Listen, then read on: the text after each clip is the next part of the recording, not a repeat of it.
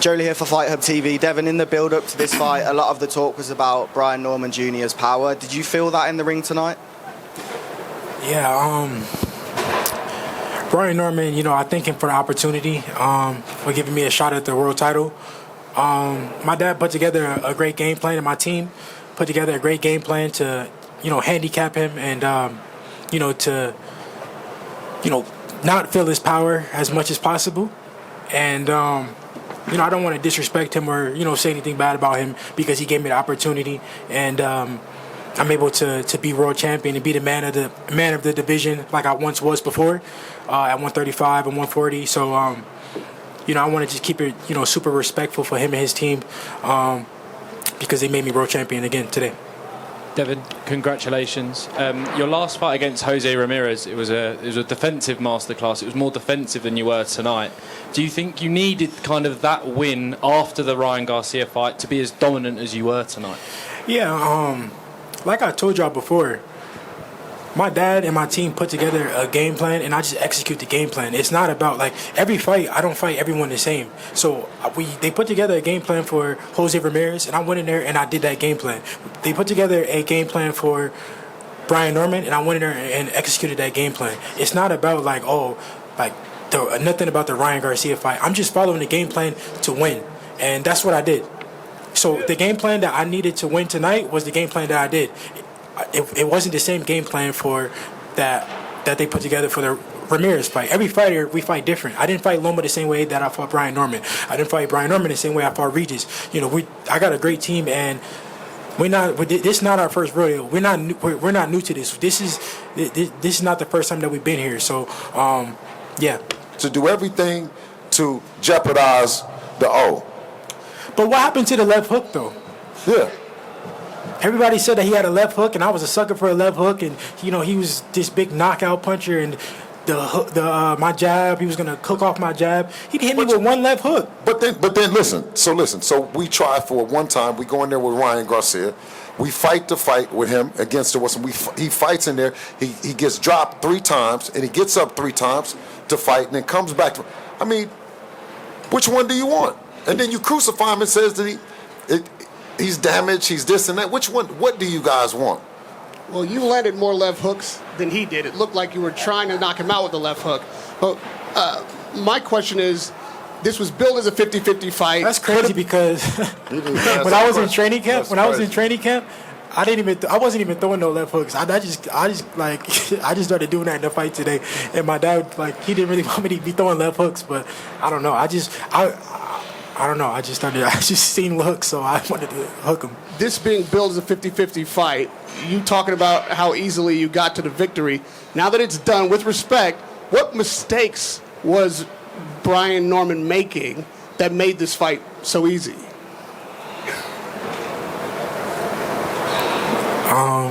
I like Brian Norman. I thank him for the opportunity. I'll tell you.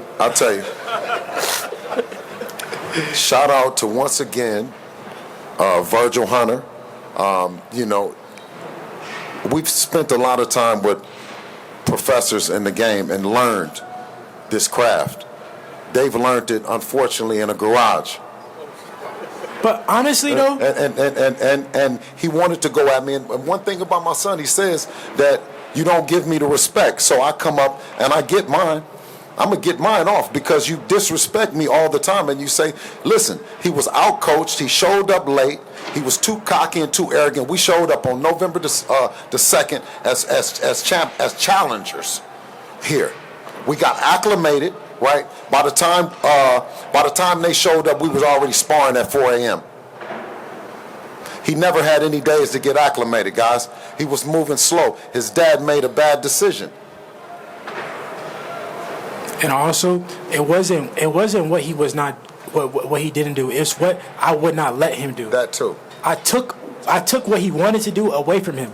No matter what y'all say, my dad put together a game plan that handicapped him, and he could not do what he wanted to do. Ask your dad this. He kept yelling shoulders, shoulders. He didn't tell me what that meant, so I'm gonna ask you. What did he mean when he said that? What was that part of the game plan? Yeah, no. First off, thank you.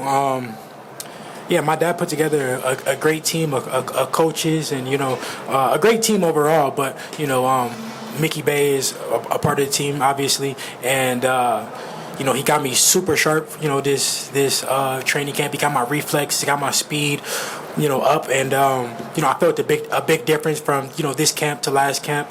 And so yeah, Mick did a hell of a job, and so it's my whole team, everybody did a great job. Now to the shoulder thing, I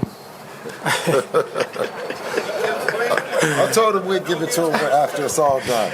yeah. Man, my dad is a hell of a trainer, and he don't get his credit. He really does not get his credit. I don't know why they don't give him why y'all don't give him his credit. Not only is he a great trainer to me, but he's he puts together a great team to bring the best out of me. My dad doesn't think that he knows everything. He brings in other guys to for defense, for speed, for different things to make me a better fighter. And yeah. Devin, just down here. There were also times in the fight where your dad said you can beat this guy with one hand. And you obviously dropped him with the right hand, but the jab was the difference maker. Were you almost trying to prove a point, or was it just something that came? Yeah. What I wanted to do was part of the game plan was to go in there and shock him early. I wanted to shock him early. I wanted him to feel me and to know that that I was in there and I wasn't playing. Because we generally just felt like he didn't respect me, and he was going to just go in there and try to bully me, try to violate me, and so that's why we wanted to go in there and get our respect early, and that's what we did. But I wanted to also get on him, hurt him, and then get on my jab, and then I wanted to keep surprising him, and that's what I kept doing. I would hurt him, hit him with big shots, and then surprise and get back to my jab, and then when he would think that I would jab, then I would come in and throw big punches. You certainly looked a lot more confident tonight. Would you say Devin Haney is back? Yeah, I mean that's for you guys to answer. I felt like I never left. I believed in my skills. I believed in my talent. I never got discouraged. Everyone knows what happened with the Ryan Garcia thing. Everybody knows that I was cheated. Whether they want to admit it or not, that was the truth, and that's what happened. No fighter can beat me on an even playing field, and it has not happened before, and it won't happen. So I never lost. I never lost confidence. I trusted in my skills. I got back to the drawing board. I was training, in the dark. I was preparing. A lot of people was writing me off, counting me out. But I kept my head down. I stayed working. I had a good team behind me. My family, kept me motivated, and it all paid off tonight.